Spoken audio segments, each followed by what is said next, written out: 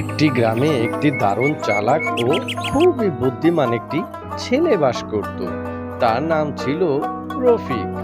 সব জায়গায় তার বুদ্ধি ও চালাকি দেখিয়ে সবাইকে অবাক করে দিত।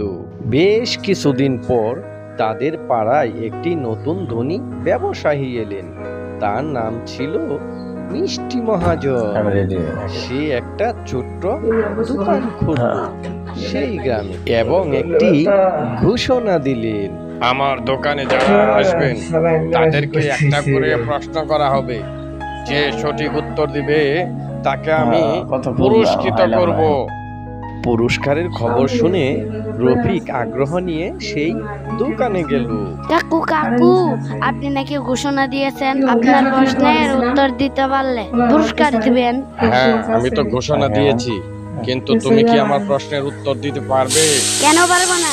আপনি প্রশ্ন করেই দেখেন। প্রশ্নটি হলো, যার কাছে যত বেশি আছে তার কাছে তত কমে গেছে। এখন বলো এর উত্তর কি হবে? প্রশ্নটি শুনে রফিক একটু চিন্তায় পড়ে গেল এবং ভাবতে লাগলো। প্রশ্নটা একটু কঠিন, একটু চিন্তা করে দেখি। এই প্রশ্নের উত্তর হলো আয়ু। যার বয়স যত বেশি বাড়ে তার আয়ু তত কমে যায়। ভেরি গুড, তুমি সঠিক উত্তর দিয়েছ। এতদিন পর্যন্ত কেউ এর উত্তর দিতে পারেনি।